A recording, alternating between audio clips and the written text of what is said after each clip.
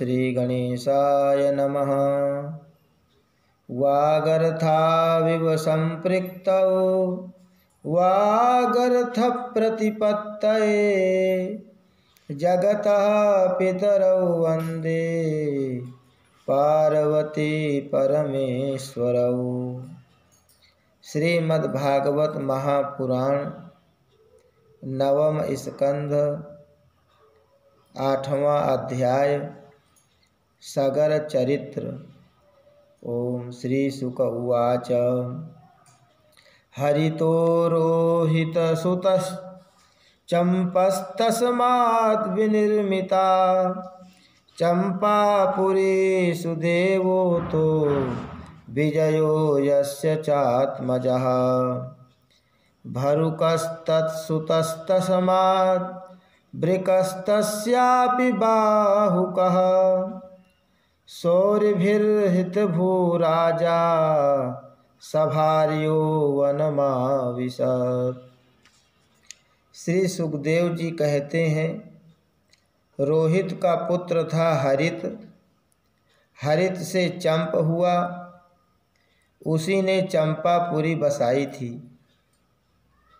चंप से सुदेव और उसका पुत्र विजय हुआ, विजय का भरुक, भरुक का वृक और वृक का पुत्र हुआ बाहुक।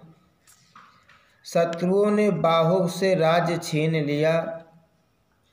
तब वह अपनी पत्नी के साथ वन में चला गया। वन में जाने पर बुढ़ापे के कारण जब बाहुक की मृत्यु हो गई, तब उसकी पत्नी भी उसके साथ सती होने को उद्यत हुई। परंतु महर्षि औरव को यह मालूम था कि इसे गर्भ है, इसलिए उन्होंने उसे सती होने से रोक दिया। जब उसकी सौतों को यह बात मालूम हुई तो उन्होंने उसे भोजन के साथ गर अर्थात विष दे दिया, परंतु गर्भ पर उस विष का कोई प्रभाव नहीं पड़ा, बल्कि उस विष को लिए हुए ही एक बालक का जन्म हुआ, जो गर के साथ पैदा होने के कारण सगर कहलाया। सगर बड़े यशस्वी राजा हुए। सगर चक्रवर्ती सम्राट थे। उन्हीं के पुत्रों ने पृथ्वी खोदकर समुद्र बना दिया था। सगर ने अपने गुरुदेव औरव की आज्ञा मानकर ताल, जंघ, यवन, शक, हैहय और बर्बर जाति के लोगों का वध नहीं किया, बल्कि उन्हें विरूप बना दिया। उनमें से कुछ के सिर मुड़वा दिए, कुछ के मूंछ दाढ़ी रखवा दी, कुछ को खुले बालों वाला बना दिया, तो कुछ को आधा मुड़वा दिया। कुछ लोगों को सगर ने केवल वस्त्र ओढ़ने की ही आज्ञा दी, पहनने की नहीं, और कुछ को केवल लंगोटी पहनने को ही कहा, ओढ़ने को नहीं। इसके बाद राजा सगर ने औरव ऋषि के उपदेशानुसार अश्वमेध यज्ञ के द्वारा संपूर्ण वेद एवं देवतामय आत्मस्वरूप सर्वशक्तिमान भगवान की आराधना की। उसके यज्ञ में जो घोड़ा छोड़ा गया था, उसे इंद्र ने चुरा लिया। उस समय महारानी सुमति के गर्भ से उत्पन्न सगर के पुत्रों ने अपने पिता के आज्ञानुसार घोड़े के लिए सारी पृथ्वी छान डाली। जब उन्हें कहीं घोड़ा नहीं मिला, तब उन्होंने बड़े घमंड से सब ओर से पृथ्वी को खोद डाला।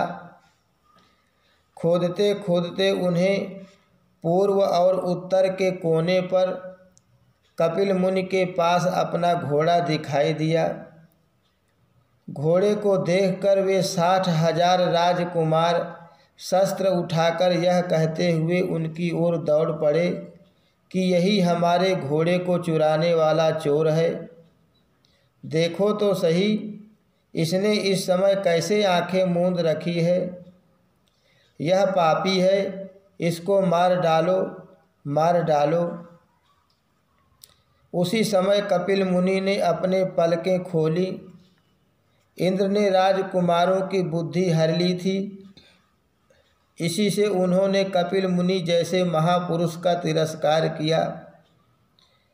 इस तिरस्कार के फलस्वरूप उनके शरीर में ही आग जल उठी, जिससे क्षण भर में ही वे सब के सब जलकर खाक हो गए।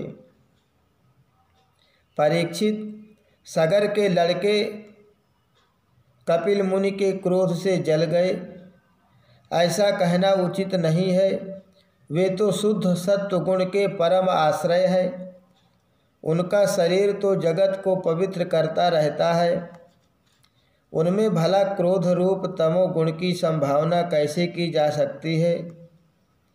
भला कहीं पृथ्वी की धूल का भी आकाश से संबंध होता है?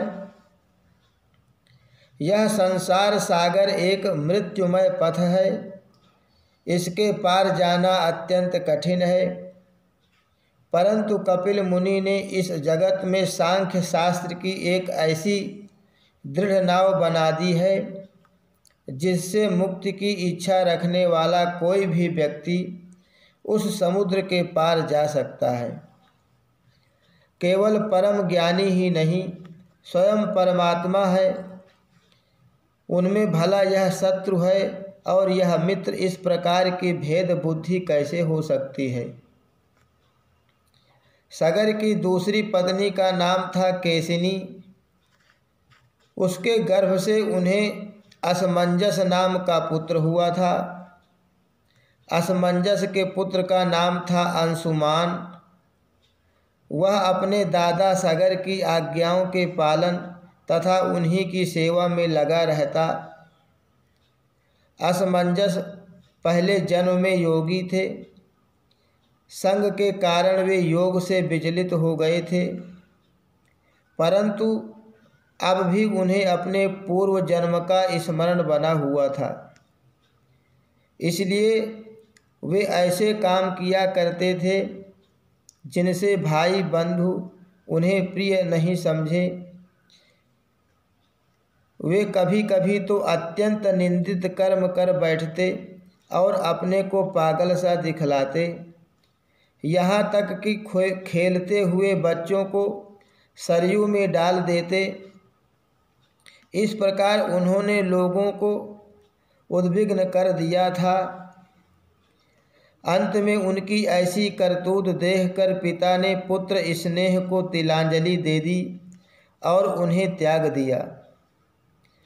तदनंतर असमंजस ने अपने योग बल से उन सब बालकों को जीवित कर दिया और अपने पिता को दिखाकर वे वन में चले गए। अयोध्या के नागरिकों ने जब देखा कि हमारे बालक तो फिर लौट आए हैं, तब उन्हें असीम आश्चर्य हुआ और राजा सगर को भी बड़ा पश्चाताप हुआ। इसके बाद राजा सगर की आज्ञा से अंशुमान घोड़े को ढूंढने के लिए निकले।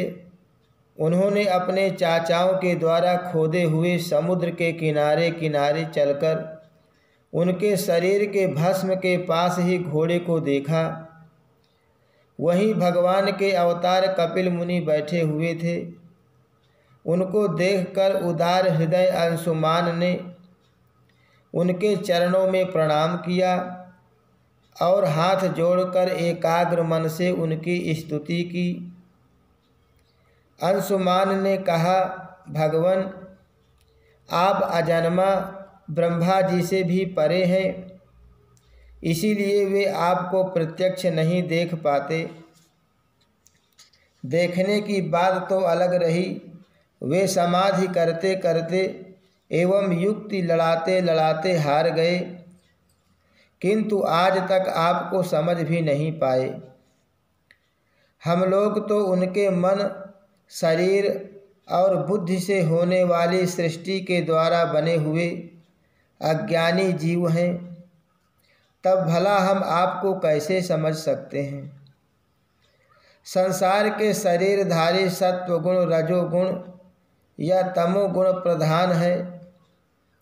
वे जागृत और स्वप्न अवस्था में केवल गुणमय पदार्थों, विषयों को और सुषुप्ति अवस्था में केवल अज्ञान ही अज्ञान देखते हैं। इसका कारण यह है कि वे आपकी माया से मोहित हो रहे हैं। वे बहिर्मुख होने के कारण बाहर की वस्तुओं को तो देखते हैं, पर अपने ही हृदय में स्थित आपको नहीं देख पाते। आप एक रस ज्ञान घन हैं। सनंदन आदि मुनि जो आत्मस्वरूप के अनुभव से माया के गुणों के द्वारा होने वाले भेदभाव को और उसके कारण अज्ञान को नष्ट कर चुके हैं, आपका निरंतर चिंतन करते रहते हैं। माया के गुणों में ही भूला हुआ मैं मूढ़ किस प्रकार आपका चिंतन करूं? माया उसके गुण और गुणों के कारण होने वाले कर्म एवं कर्मों के संस्कार से बना हुआ लिंग शरीर आप में है ही नहीं। न तो आपका नाम है और न तो रूप। आप में न कार्य है और न तो कारण। आप सनातन आत्मा है। ज्ञान का उपदेश करने के लिए ही आपने यह शरीर धारण कर रखा है। हम आपको नमस्कार करते हैं। प्रभु, यह संसार आपकी माया की करामात है। इसको सत्य समझकर काम, लोभ, ईर्ष्या और मोह से लोगों का चित्त शरीर तथा घर आदि में भटकने लगता है। लोग इसी के चक्कर में फंस जाते हैं। समस्त प्राणियों के आत्मा प्रभु, आज आपके दर्शन से मेरे मोह की वह दृढ़ फांसी कट गई जो कामना, कर्म और इंद्रियों को जीवन दान देती है। श्री सुखदेव जी कहते हैं, परीक्षित, जब अंशुमान ने भगवान कपिल मुनि के प्रभाव का इस प्रकार गान किया, तब उन्होंने मन ही मन अंशुमान पर बड़ा अनुग्रह किया और कहा। श्री भगवान ने कहा, बेटा, यह घोड़ा तुम्हारे पितामह का यज्ञ पशु है। इसे तुम ले जाओ। तुम्हारे जले हुए चाचाओं का उद्धार केवल गंगा जल से होगा और कोई उपाय नहीं है। अंशुमान ने बड़ी नम्रता से उन्हें प्रसन्न करके उनकी परिक्रमा की और घोड़े को ले आए। सगर ने उस यज्ञ पशु के द्वारा यज्ञ की शेष क्रिया समाप्त की। तब राजा सगर ने अंशुमान को राज्य का भार सौंप दिया और वे स्वयं विषयों से निष्पृह एवं बंधन मुक्त हो गए। उन्होंने महर्षि औरव के बतलाए हुए मार्ग से परम पद की प्राप्ति की। हरि शरणम। श्री कृष्णार्पणमस्तु।